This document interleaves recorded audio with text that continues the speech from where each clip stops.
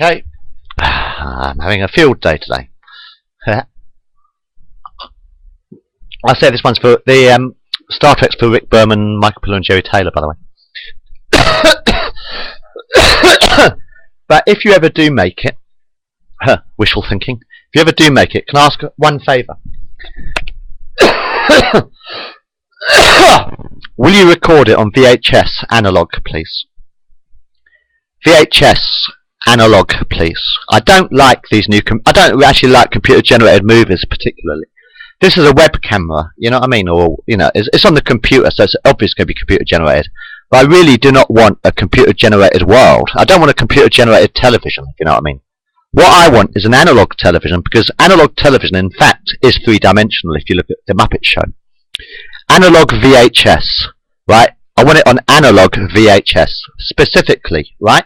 Okay, I don't want it recorded on a computer-generated movie like this. I want it recorded on analog reality videotape, real fucking videotape. Okay. Anyway, yeah, a few more suggestions for you.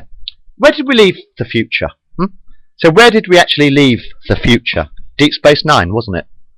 Because after Deep Space Nine was the Enterprise, which is the ship before Kirk's ship. You know, the original Enterprise.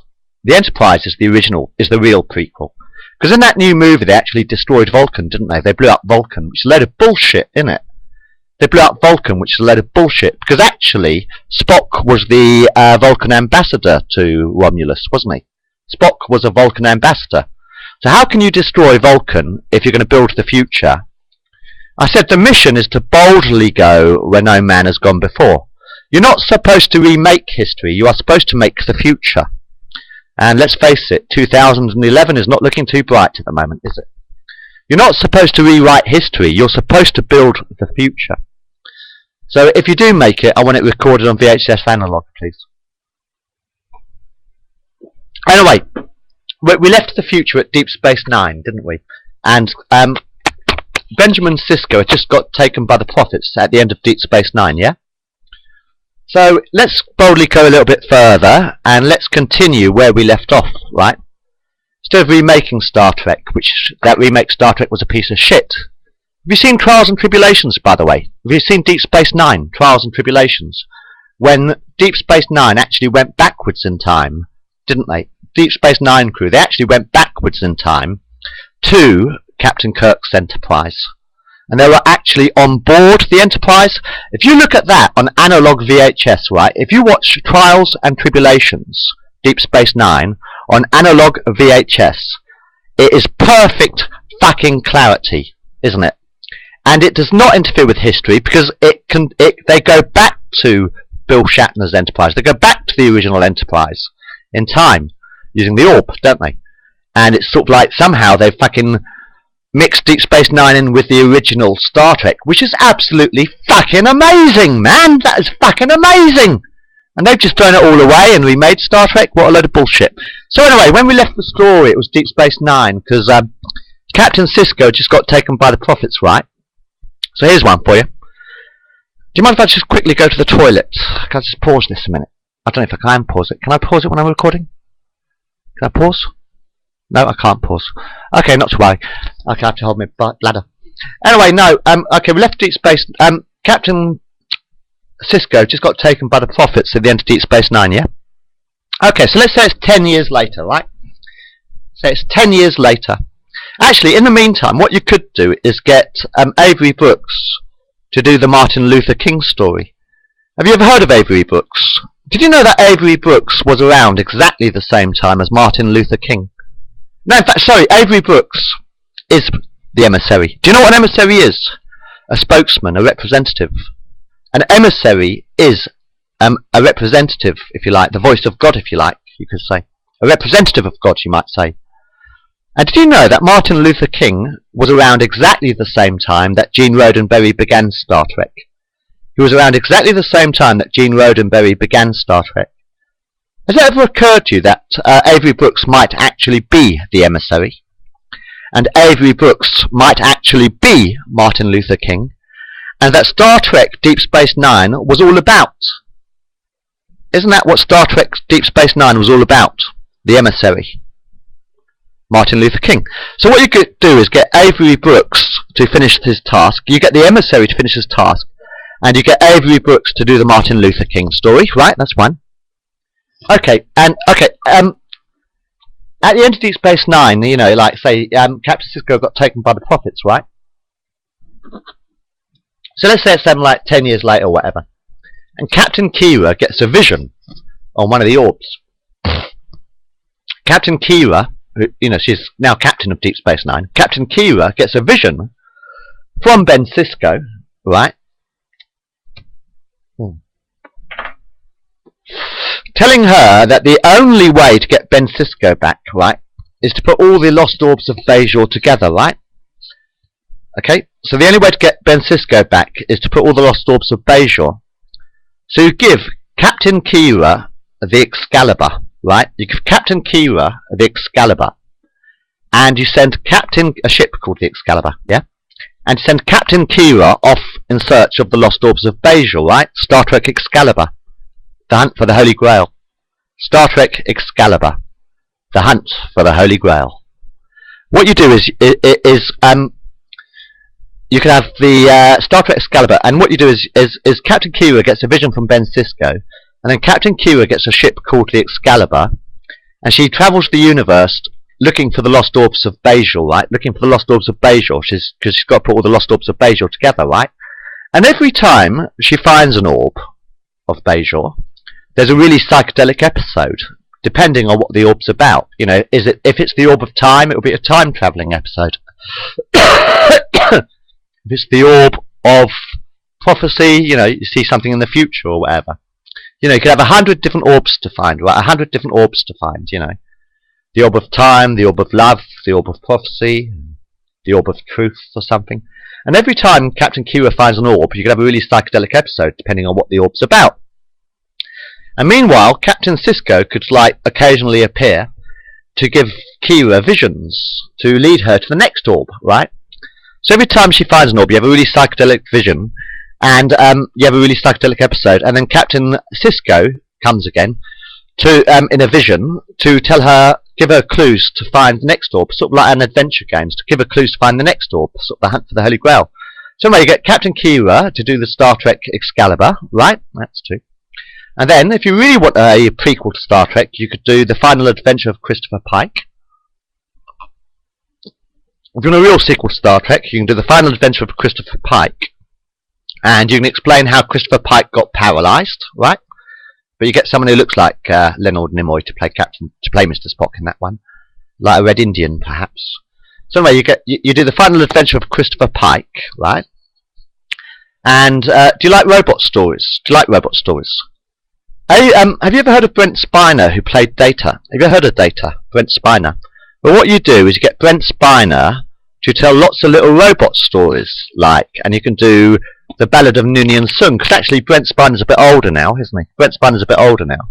So you get Brent Spiner to play Noonien Sung, and you can do the Ballad of Noonien Sung, and tell lots of little robot stories, you know, a bit like Asimov's iRobot, kind of like Asimov's iRobot, and he can tell all the robot stories before Data. You know what I mean? Now that Brent Spiner's a bit older, he can play Noonien Sung and tell lots of little robot stories. And now that you've computerized the entire world, I know this is a computer. I like the computer. I do like the computer. Worldwide communication, if you can get it, you know, YouTube, you know. But I prefer, and I don't want a computerized television. This is a computer program, which is fair enough. You know, it's hallelujah time, but I don't want a computerized world. I don't want a computerized television, and I don't want a computerized video. I want television to be analog, to be realistic, and I want video to be VHS realistic. You know what I mean? I want the real world and this world, you know? Okay, so anyway, now that you've computerized the entire world, and you've digitized the television, and you've computerized the television, and you've computerized the record player, DVDs, you've computerized everything, you know, the television, the video, the record player, which personally I'd like to keep. Especially the VHS analog, yeah. I made 2,000 films on that. Show you them one day. Anyway, yeah. So now that you've computerized the entire world, how about doing Borg, Assimilation Earth? How about doing Borg, Assimilation Earth? If you remember, the Borg had a virus. In Voyager, the Borg had a virus, didn't they? Yeah, in Star Trek Voyager, the Borg had a virus which they were going to release onto planet Earth to turn everybody into Borg drones, didn't they? They had a virus to computerize everything and turn everybody into Borg drones. So let's say that the Borg have released the virus now, because they've switched off the analog signal now. It's all digital now. They've turned off the analog television and they've computerized the video and everything in the world. So let's say the Borg released the virus and everybody's turning into a zombie and everybody's turning into a Borg drone now, right? Now actually, Captain Picard actually got assimilated by the Borg, because Captain Picard was Locutus of Borg, and Janeway also got assimilated by the Borg, and so did Torres and Tuvok. Tuvok also got assimilated by the Borg at one time, didn't they? And 7 of 9 would be immune to the virus because she used to be a Borg, right? So what you do is you get Janeway and Admiral Janeway and Admiral Picard to set up a Federation resistance movement against the Borg, right?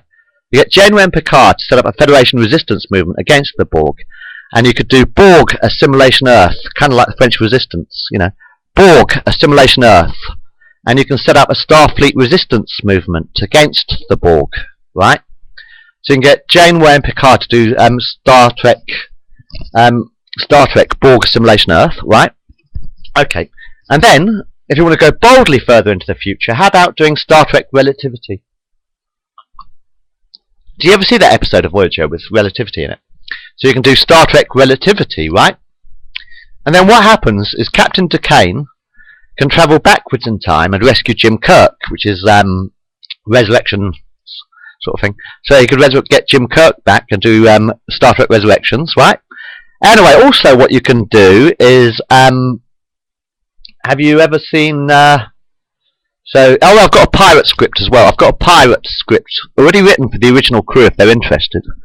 If the original crew of Star Trek are interested, I've still got a masquerade for the original crew, a game of pirates. I've got a pirate script already written. The script's already written.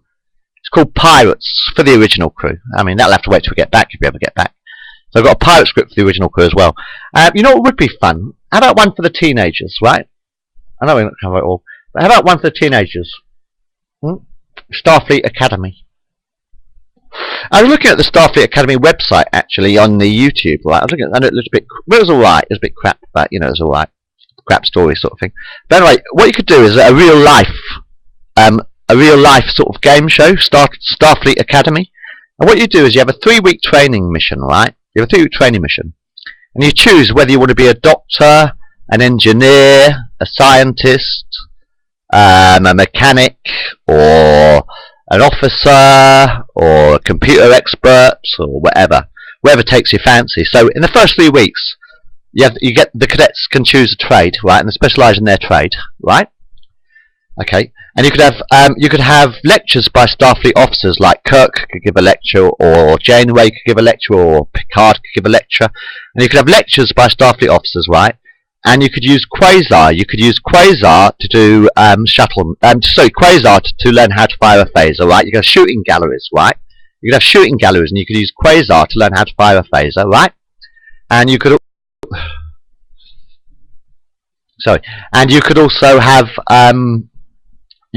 have shuttle missions using flight simulators. Using flight simulators, you get shuttle missions and stuff. Anyway, after 3 weeks, you get given a mock-up ship, right? And whoever's done best in their training gets promoted to captain, right? Whoever does best in the training gets promoted to captain, right? And you have a 3-week training mission on the ship, and you get given missions to explore strange new worlds and new civilizations and that kind of thing. Anyway, that's just a few ideas of mine. That's just a few of my ideas. Let me know what you think. And yeah, I could really use a job, and I can actually use some more teeth, actually. All my teeth have fallen out, and the dentist won't touch my teeth anymore. The dentist tells me that they're either going to take out my teeth or refract. Oops. God, well.